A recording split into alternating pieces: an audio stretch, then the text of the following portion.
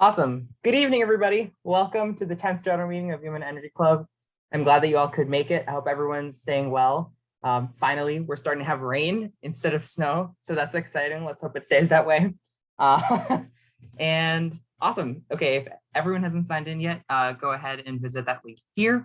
We'll also put up in the end of the meeting too, just in case you miss it. For everyone's information, we are recording. If you'd like to turn on your cameras, that would be awesome. We'd love to see your faces, but if you'd rather keep your camera off, or if you want to use your virtual background, that also works just as well. If you have any questions or concerns, feel free to chat me. And you could also email us if you have any other questions. So in just a couple of weeks, we are going to start reading Sustainable Planet. We're on our last installment of Braiding Sweetgrass. It's been a real journey and we've learned a lot of things and had some really interesting discussions. So thank you to everyone who's been there and engaged with the reading. Sustainable Planet's a really interesting read. I haven't read the whole thing myself. We're not going to read the whole book. It's quite long, but it touches on many interesting subjects. So if you're interested, feel free to send us an email and I'll let you know kind of how to get involved. And the book is actually a used book, so you can't really buy it on Amazon. You can only find it used. So I have a whole bunch of links of places you can find it for a pretty good price if you're interested.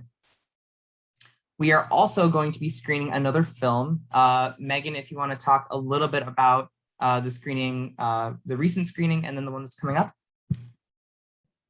Sure. So we watched A Plastic Ocean last week, and we had a great discussion about that. And so we are going to be screening Inuit Knowledge and Climate Change on a Friday this time in April. So stay tuned for the date for that and email me if you have any questions. Awesome. Thank you, Megan. Other ways you can get involved include different tree planting events with different groups. So first I'll hand it over to Nolan to talk about Great River Greening's upcoming events this semester. I don't know if Nolan's— Yeah, no, I'm here. Yeah, so there's two events that we currently have planned for Great River Greening. The first one is on Saturday, April 24th, and the second one is on Arbor Day, which is Saturday, May 1st. And at both of them, we'll be outside planting trees for a couple of hours, and it should be nice outside this time around, and it's a lot of fun. So if anyone is interested in going, there are limited spots for each shift. I think there's a total of 15 spots. The first one for the Big Woods Heritage Forest, there aren't many spots left, so if you're interested, I would encourage you to sign up as soon as you can. And then for the second one, I think there's more spots, but the earlier you can sign up, the better. Awesome. Thank you, Nolan. And then we also are volunteering with Mississippi Park Connection. I'll hand it over to Kat to talk a little bit about those events too. Yeah, so if you haven't gotten enough of fun outdoor planting events, we have some more, which are really exciting. These just kind of got announced. So Mississippi Park Connection, we did some work with them last semester with the rain garden on campus. And so they do a lot at Crosby Farm, which is in St. Paul near Minnehaha Park. It's right off of the light rail. So on Saturday, April 17th, they're doing invasive removal. So that'll be, I think that's 3 hours. I can do math. So it's pretty close to campus. And then Wednesday, May 12th, I realize that's a weekday, but it should be kind of after or even during finals if you need stress relief.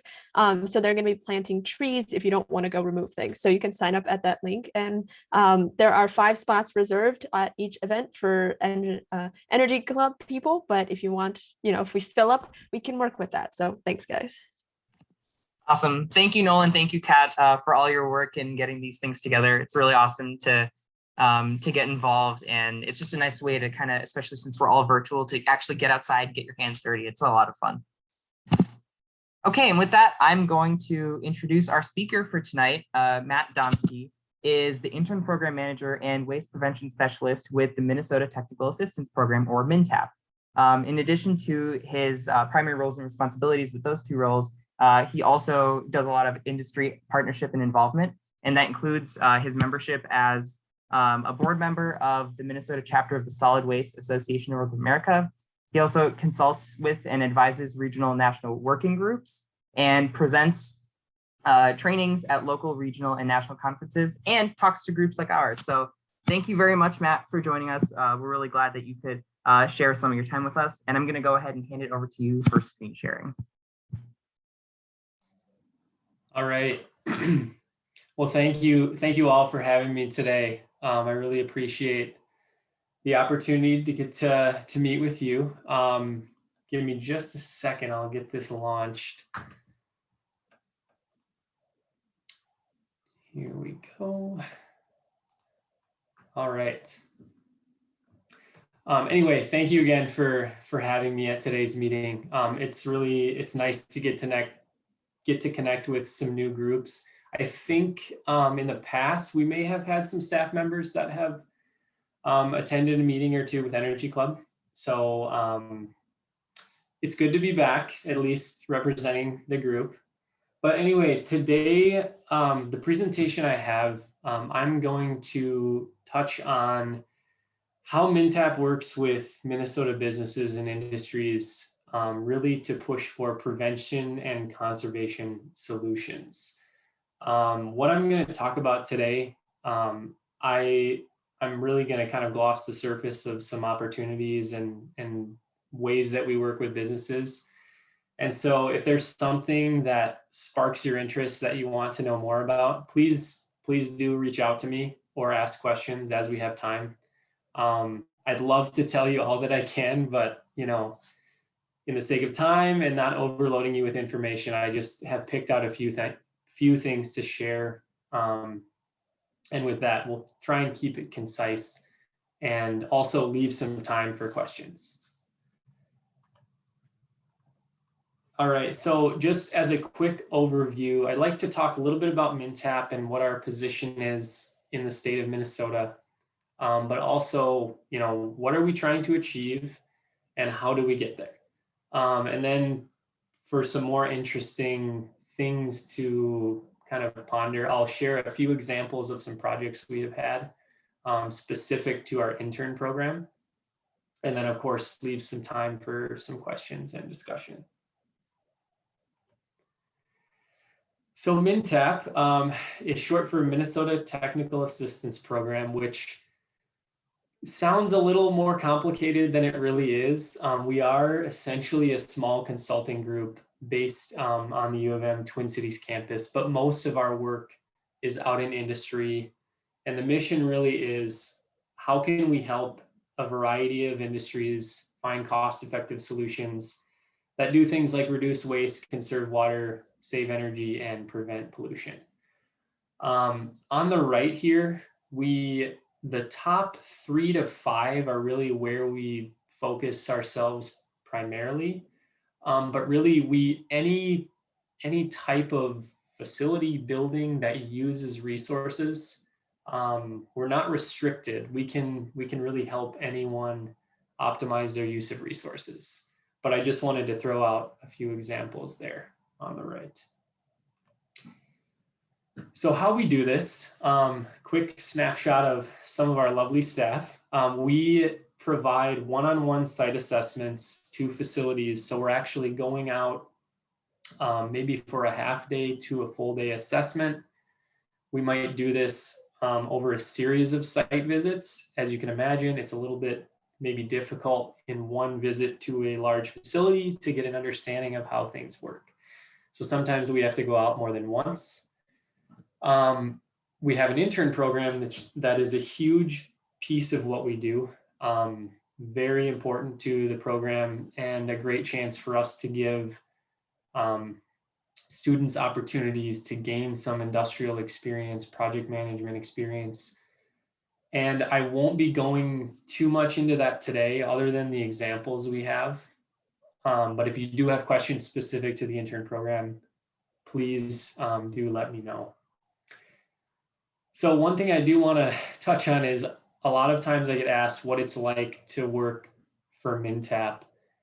And I usually ask them if they've seen the show How It's Made. So I actually don't know if this show is still on TV or, if any of us really watch TV, but maybe there's a modern day equivalent. But that's kind of what it's like. We get to go in, see how something is produced, see what the process is like.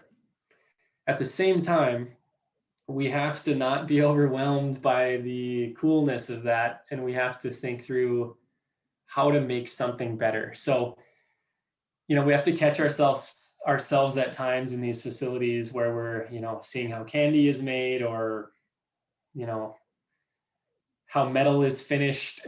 And we have to constantly be thinking of, okay, how can we improve this process?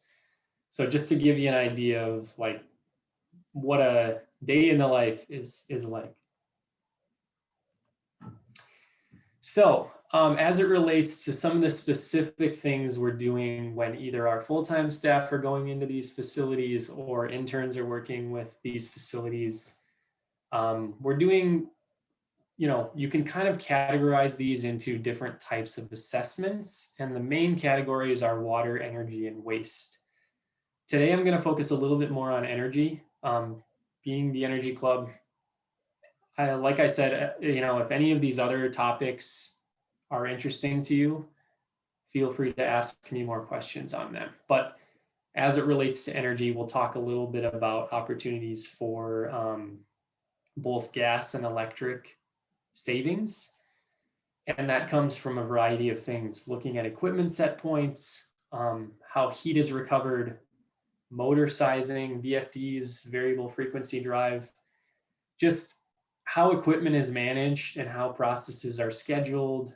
And, you know, some things we see that are common to many facilities. Now, to just kind of frame things before I get into some examples, I want to talk a little bit about, you know, why at the beginning, I said we're really pushing for prevention, pushing for conservation. And I'm sure many of you have seen this sort of inverse pyramid graphic. But really what this gets at is the more we can push to prevent the usage and consumption of these things, the greater the impacts are. And, you know, I'm guessing a lot of you have been told this before, but the reason I bring it up is, you know, it's easy to kind of get lost in like a new technology or like, you know, next generation energy, next generation fuels or renewable energy or something of that sort.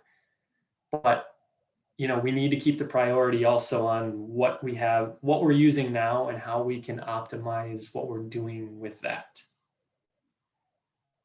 So just one more look at this, and I know this is kind of a busy graphic here, but I think it's a really like interesting look at the life cycle of something. And with this diagram, I'm pretty sure this is kind of hinting at a loaf of bread based on the picture towards the middle. But basically, you know, what this tells us is there's a lot of things that go into each stage of the life cycle of something, you know, whether that's a loaf of bread or whatever. Lots of inputs at different stages of the process.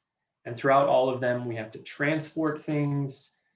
We're using energy, we're using water, we're producing waste. So, you know, as you can imagine, if we eliminate the waste in the first place, if we prevent some of this consumption, in theory, we are eliminating all those inputs that are further up the line.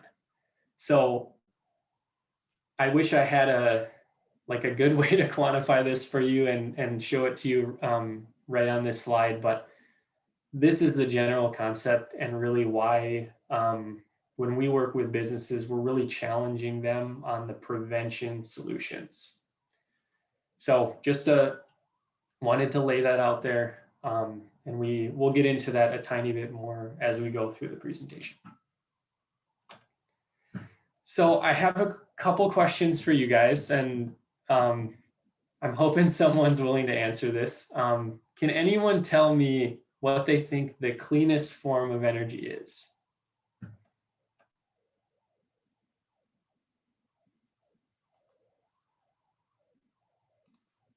And So Val says in the chat, not using energy.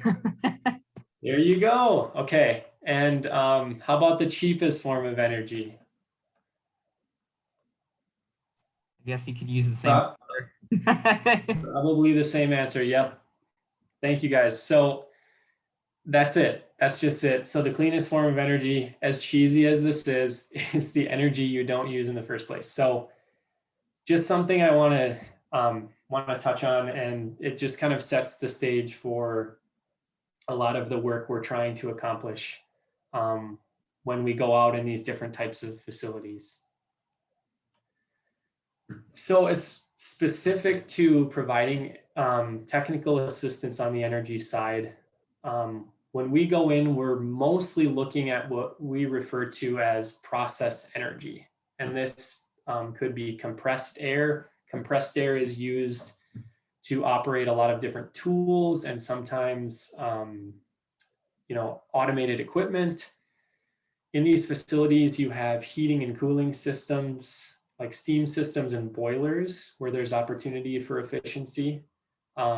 Sometimes insulation, process heat management. Sometimes a process will produce enough heat that you can actually reroute that excess heat, that waste heat, to another part of the facility, which allows you to save energy in heating that other portion of the building or the process. There's also things like motors, fans, pumps. All these can be looked at for their run times, their set points.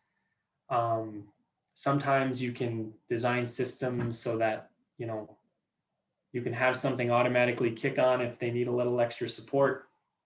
But if it only needs one pump, for instance, you can set things up in a circuit like that. So anyway, just some examples. And how we do this is we have a technical staff group. A lot of them are certified energy managers. Just to be transparent, I am not a certified energy manager, but I know enough about this to be dangerous. If you would like to speak with one of those specifically, I'm sure they would love to talk to any of the group. But anyway, our staff go out, we can consult on these things, and then we also have case studies that we either display on the web, that we can send to sites, and a lot of times they can just learn from something that was already done in the first place. So now I'm going to get into a few examples. And the first one takes us to Plastech Corporation. This is a plastic injection molding facility. They manufacture, assemble, and deliver parts statewide and I guess nationwide as well. But this is a pretty interesting operation. And they had quite a few opportunities for us to look at. So some of those included material waste reduction. So they were having lots of scrap in terms of the injection molds. This scrap is stuff that, potentially could be reground and reused in the process, or they might find another recycling outlet for it. But a couple of other things we looked at were just the general layout of the facility, how things were assembled. But one thing I do want to touch on is the energy efficiency. As I mentioned, we'll focus on energy here today. So the intern looking at this process broke things down into 3 parts. And the 2 I'm going to touch on were the motor idle time and the compressed air usage. So for motor idle time, they had 2 primary contributors to this. They had grinders and presses, machines involved in forming and producing these injection molded plastics. And they were fairly energy intensive. And basically what they were noticing is motors were essentially being supplied power when they weren't actually running any processes. So as you can imagine, there's an opportunity here. So one thing that they were able to identify was there was a control system they could put on some of these grinders. So this image on the left is called the junk grinder. And essentially their scrap was reworked into this system ground down to be used for another part of the process.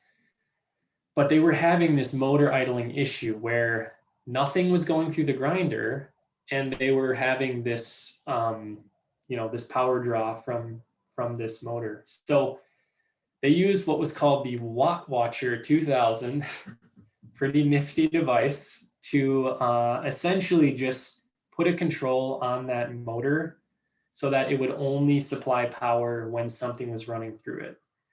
Through the magic of technology, they were able to find some pretty substantial savings here. One other thing, so I already covered the Watt Watcher, but they looked at something called central grinding, and that really just meant they were able to kind of rework one of their processes to have one employee in one room doing one job. That gave them some really substantial savings along with this Watt Watcher unit. And two things just to point out here, we love the energy savings, we love the material savings, but what was interesting was the noise reduction and having a clean production floor. These are things that, they may not sound that substantial, but they can really improve the environment that people work in, improve the productivity, and really just the well-being of employees. And that's something that we want to pay attention to when we're out there. Okay, now real quick with this, this company Plastic on compressed air. When we look at compressed air specifically, there are a few things we're looking at. We're looking at what types of tools are being supplied by the air system. We're trying to evaluate like what is the total leak percentage for the system. There are some ways to calculate that. And then what's common is these systems naturally produce leaks. Over time, it's just the nature of compressed air systems, especially at some of these facilities that have been open for many, many years. So what needs to be done is, as you can imagine, those leaks need to be identified. So there's a tagging process and a way to record them, and then note, what it is that failed and how to fix it. So with the tagging process, you need to put in place work orders so these can be fixed. But maybe even more importantly, what this intern worked on was a leak prevention program. So as you can imagine, yes, these leaks do happen, but they are preventable, that you can get ahead of them, and having a program in place to catch them faster, make note of what types of fittings are more faulty than others, things like that. You can catch them faster and have that energy savings sooner than you would otherwise. So just a quick summary of this project. I don't need to dive too deep into the numbers, but between that Watt Watcher device, fixing leaks with this compressed air system, going to that central grinding location, and then one other thing that I didn't really want to get into, at least right now, some pretty substantial savings for this business on the energy side, but also on the dollar savings side too. And that's something especially with energy in these facilities, is it's not cheap. And so, we hope that some of these facilities are in it for the benefit of saving energy and the sustainability emphasis, but you can't ignore the value in the cost savings as well. All right, before I go into this one, any burning questions, I'll try and keep a look out on the chat. I just have a question about like the volume of energy savings. It said what, like 1.7 gigawatt hours? What scale can we use to compare, right? Like what is that comparable to? Right, so that is a fantastic question, and I wish I was prepared to give you that comparison. If when we get to the Q&A, I might try and quick pull up, I have like an equivalency thing, but that's a great question. And I will try and get that in a little bit here. But yeah, it's easier to have a visual, you know, like how many homes is that? How many, yeah. Okay, so I've got a couple more examples. This next one takes us to Aveda Corporation. Aveda, I think, you know, a lot of you may have heard of Aveda before. They are headquartered in Blaine, Minnesota. One interesting note, so as far as getting out to some of these facilities and what the job is like, you know, I tell people I've been to some of the best smelling places in the world, and I've been to some of the worst smelling places. I've been to rendering plants, I've been to Aveda, and I'll let you guess like which one is which. So anyway, this is a great facility, a company that is rooted in a sustainable business model. And so it's been really nice to get to help them out and seek some solutions. So with Aveda, their core, really at their core, is sustainability. And that was a big driver for looking at this project, both on an energy and a waste side. Again, I'm going to focus on the energy side with this one particularly, but the first stage a lot of times with these projects is you want to get some data, you want to map out what is actually happening in the facility in terms of energy usage. And unfortunately, this diagram is not showing up as it should, but if I remember correctly, we have 14% around that for the compressed air system, that piece of the pie. This, I think, is the chiller system. I'm forgetting the percentage. This, I think, was other facility energy usage, which, funny enough, we're not going to talk about that as much right now, but it wasn't something that was ignored. We just figured, okay, we have a good idea of what to do with this chiller piece of the pie, so we're going to get into that. So some of you, if you have not heard of a chiller, essentially it's a way to provide chilled water to a system for various reasons. Could be for equipment cooling. It might be an actual process input where you need a certain temperature of water. It's just an efficient way to essentially provide cooled water to a system. So the idea with this example was we knew we had an old system in place, but it wasn't as simple as just buying a brand new system. There were some options. So before they got to that step, they were noticing some issues with the old system. And essentially what was happening was a lot of energy was required to, with this inefficient chiller in order to get the batches cooled as fast as possible. And there was a range from like 4.2 to 8.3 hours, which I know that doesn't mean much right now, but essentially that causes a lot of complications when you're trying to get something done in a facility. Having that wide range, like almost double the time, it's very difficult to plan for, and it can cause some complications for you. So anyway, two types of chillers were looked at. One was called a heat recovery chiller, the other a free cooling chiller.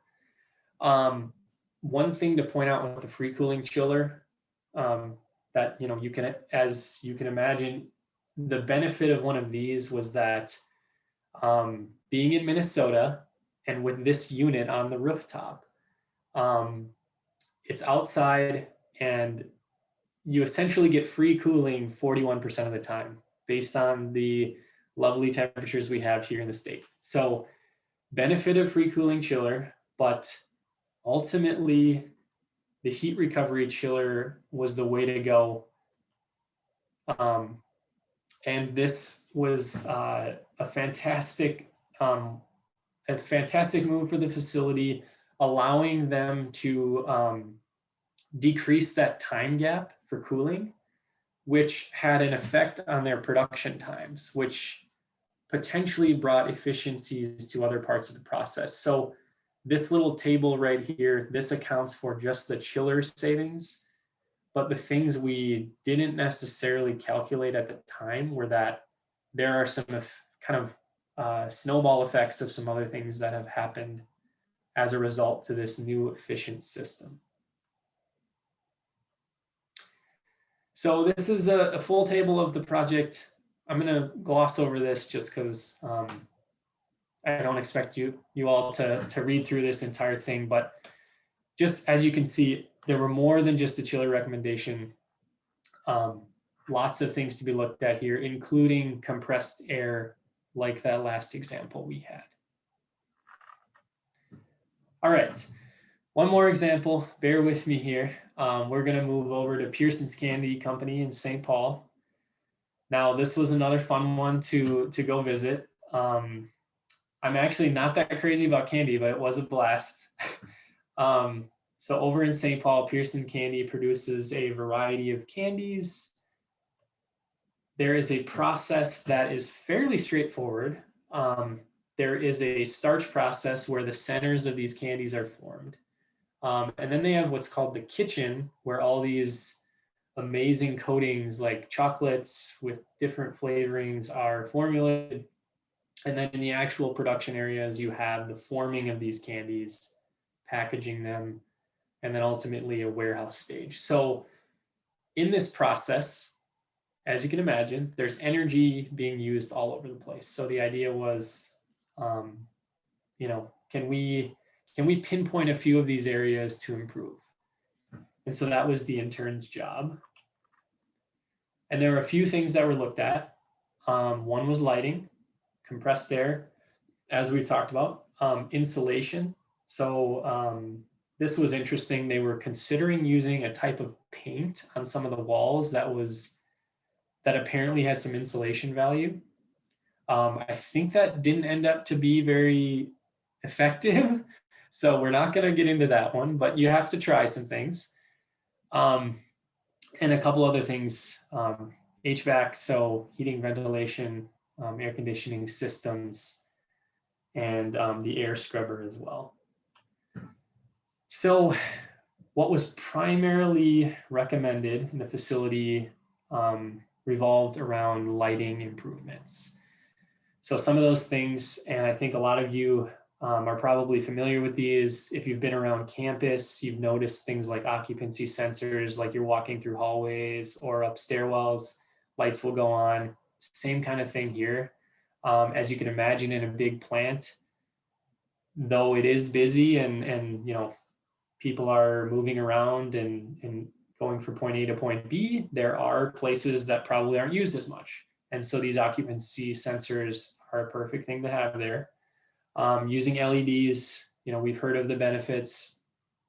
And then upgrading some of the fixtures in their office space as well. So not to overlook the areas outside of the production floor. Another thing I just want to note on is what was referred to as a procedure change. So in this specific case, it was setting a standard procedure for warehouse lights, but also that kitchen and main plant area. This sounds really basic to just like tell people to shut switches off, but this is such a big thing that we see in all types of facilities. You might like have a Friday shift where everything's running up until a certain point. People are eager to get home and they might forget to shut something off. It happens. And not just with lighting, this, we've seen this happen on the water side too, where we have water like that's cooling equipment that might be left on the entire weekend, continuously running. And it's not to really bash these facilities, it's just, it happens. We're human and these are things we can avoid. We just need a procedure in place to do that, or process controls. So I just wanted a little tangent there to talk about procedure changes, and with this one specifically looking at turning off lights. So again, one more of these tables not going to spend a lot of time here, but I do want to just put it up briefly. So multiple things we're looking at when we're getting to work with these sites. Here we have the lighting changes, the occupancy sensors, the compressed air system, and a couple of those others as well. So those were just a few. I wanted to, again, touch on the energy side of things, the process energy side of things, and managing that. But we have many more examples if you're curious. I know you guys are busy and you might not have a ton of time to look into this, but if you are curious, I would encourage you to check out this link and, reach out to me as well. I'm happy to, if there are any industries you're curious about, any specific projects, we'd be happy to try and share more detail with you. So my takeaway message, and this I touched on at the beginning, and this really relates to wastewater and energy all together.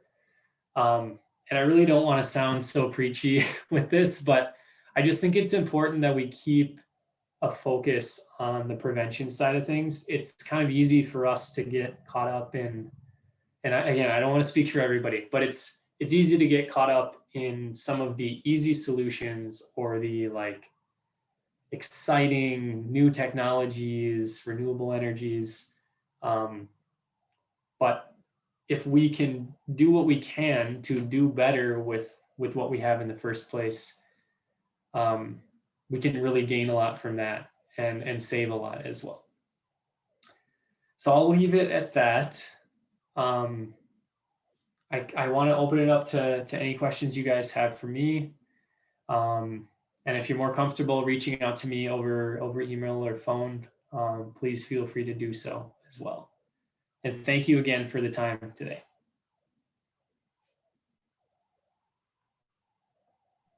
Awesome. Thank you, Matt. I do have a couple of questions myself, but I want to make sure everyone else has a chance to ask their questions before we go ahead with that. I had one question. So you guys go out to all these facilities. How do you guys pick where to go? Do they reach out to you looking for ways to save energy? Do you get reports and you have to go out there to try and fix things? What's that process like?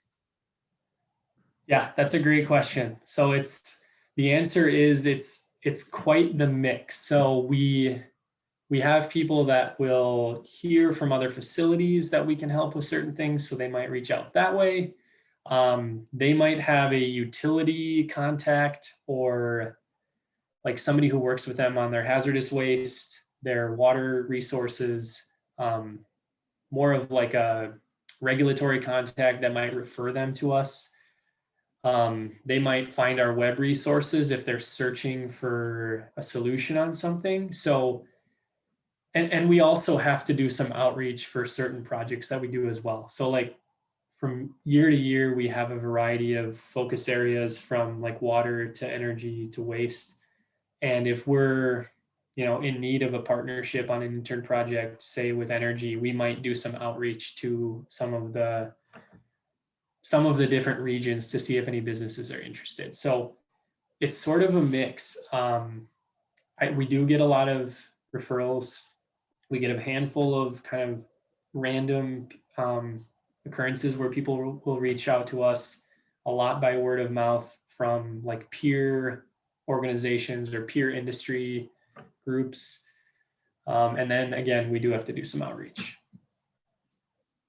One thing I'll add, so we are, and I forgot to mention this at the beginning, so we are a confidential non-regulatory group.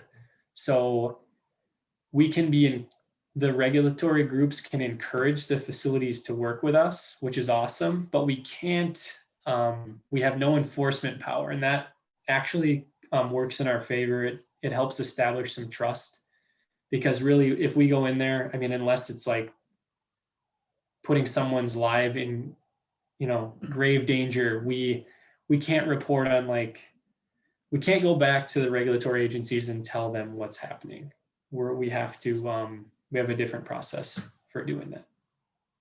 Hey, Matt, how does RETAP compare to Excel's energy program?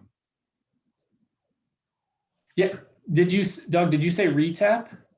Yeah, So there's a couple things with this. So RETAP, so MnTAP and RETAP is somewhat affiliated.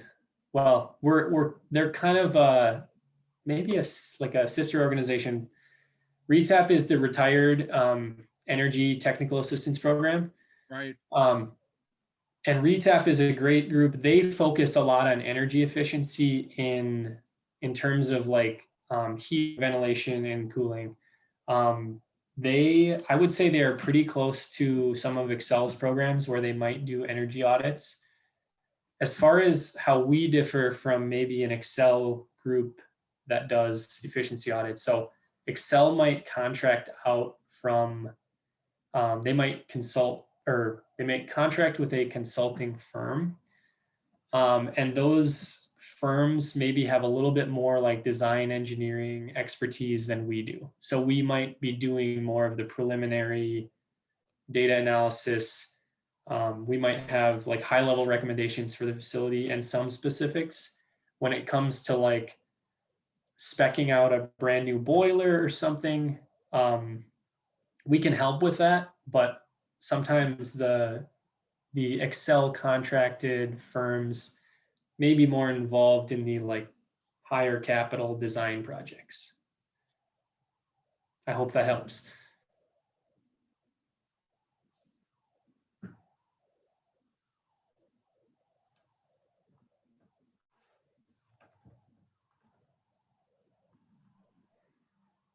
Well, if there's no other questions, I'll go ahead and shoot with mine.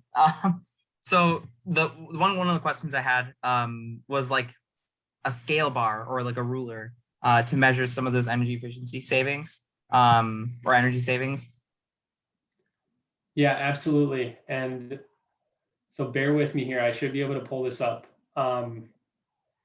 So yeah, I basically, each year when we summarize either our intern projects, or we also have an annual report for the whole program. And that annual report is in the works right now. We're pretty close to releasing that, but as far as the intern program goes, let me see if I can pull this up for you.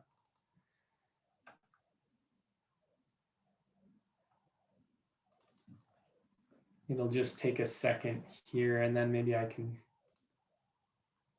share a view on it.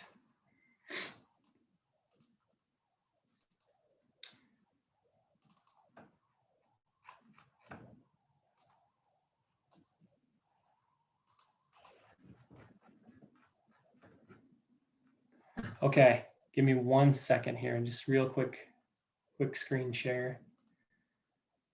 Okay. So if we're looking at, say, program totals, so with that kilowatt hour number, like I would say between those 3 facility examples we had, that was maybe, and I could go back, but I think we were looking at maybe 3 million kilowatt hours perhaps. So, you know, let's just say 1/10 of that electricity impact. So roughly 280 Minnesota homes for those 3 facilities. So to give you some context, these are the equivalency factors. And I'm really glad you asked this. I should, this would be much easier to present this with those available, because I know like it's hard to really like look at these numbers and understand what the true impact is. So thank you again for asking on that. Yeah, and just to show you a couple others from the mix of things across the water, the waste, chemical savings, and then the 2 energy categories of electricity and gas.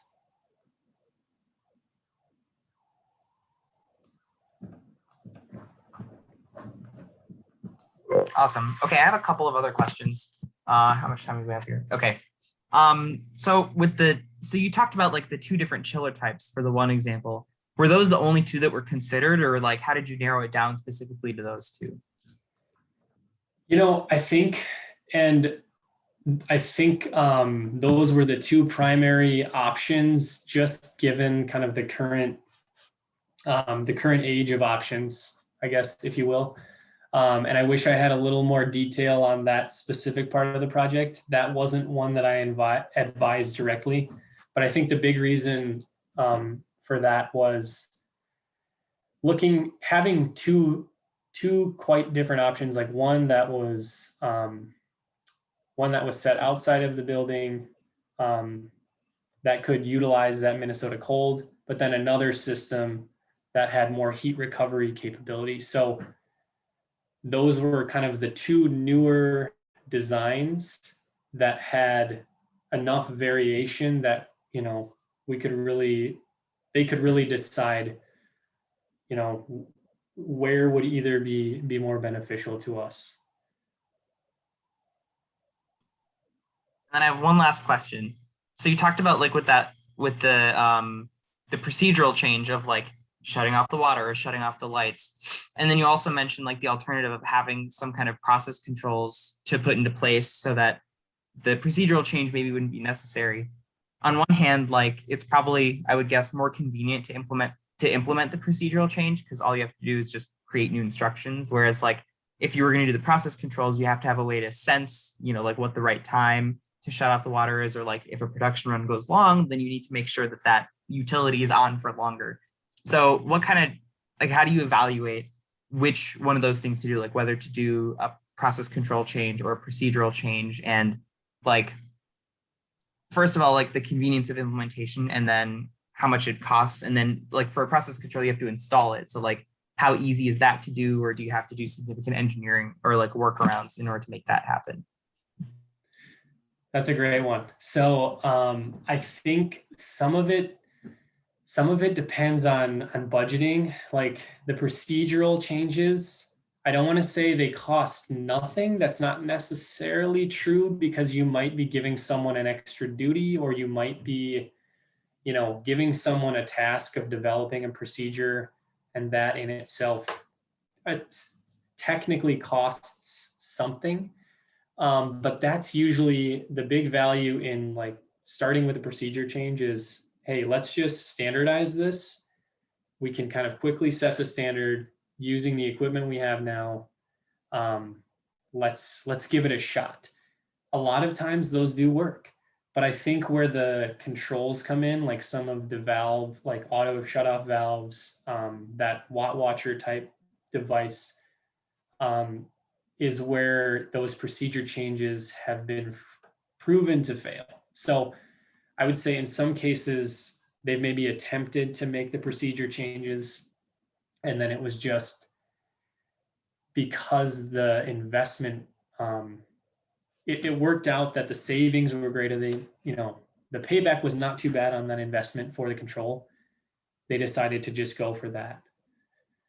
And a lot of it, one other part of your question was maybe like, how does this work for a variety of operations? And, sometimes it might be harder to get at a place where you need to install something like this. So that can be a factor. But sometimes it's as simple as like wiring a switch to a machine. Some of these things are very like plug and play type technologies. Some require more validation. If it's, maybe at a food processing facility that has some sanitation restrictions, there might be some complications there trying to get something installed. But generally, they seem to be fairly easy to install. So the last thing I'll say is it might just be what they want to try. Like if they're pretty confident that they can sustain that procedure change, they might go for that. If they want to jump right to the process control, they might go for that. So yeah, that's a great question. And it varies, but it's an interesting side of really all these types of facilities that we get to work with. A quick follow-up. So I guess, except in the case where there's some kind of threat to, the health of people working in the facility or the surrounding community, right? In that case, like, all hands on deck to get that problem resolved. But otherwise, would it be like, kind of as a rule of thumb, try out the procedural change first, see if it works, and kind of like you said, like the process controls are generally put in place because that procedural change didn't work for whatever reason or consistently failed. So does that seem like, in general, a good rule of thumb for something like trying to improve something that's not necessarily like urgent now? Yeah, I think you basically answered it right there. Yeah, it's like, if it's not like urgent right now, it's a way for them to give it a shot, for a couple months, maybe for that entire year, see how it goes. As long as they're tracking tracking the data, maybe surveying the employees on, well, they might have to just track the data because, they might not get that feedback from the employees. But yeah, I think that's just it. I think that would be the process, starting with the procedure change. One example that's kind of interesting, and this maybe kind of fits procedure and automation sort of, is there was a kind of a tank heater that we worked with, I think in one of the hospitals. And the idea was to put like a hot tub bubble timer on it. So like a turn dial that would like allow it to run for, I don't know, a minute or so, and then it would shut off, which still had some user interaction, but it was an automation as well. And this was one of those, it was very cheap to implement, and it was kind of a combo of procedure change and control change. Thank you.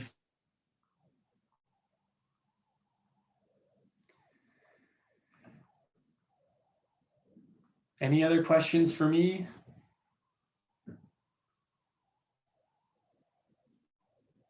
Or any thoughts, comments?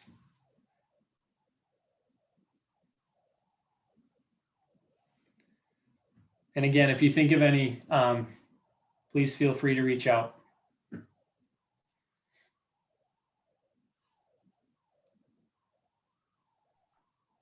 Awesome. Okay, if there's no other questions, then I'll go ahead and hop over to our closing announcements.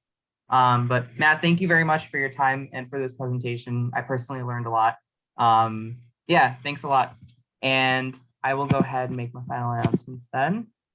Next week, we will hear from Olivia, who's going to discuss the work that she's been doing for her capstone project for SUS 4004. And after that, we finally get to spring break. So we won't be meeting over spring break, take the time off. And then afterwards, we just have 3 more meetings after spring break, which is insane. But, of course, with spring break being later than usual, we only have a couple more meetings left, and that will wrap it up for the 2020-2021 school year. So we hope you'll join us next week and have a good break. And then after that, we'll see you again. If you'd like to share what we do with your friends, have them sign up for our newsletter here at this Z link. It's short and sweet, so share it with people who you think would be interested.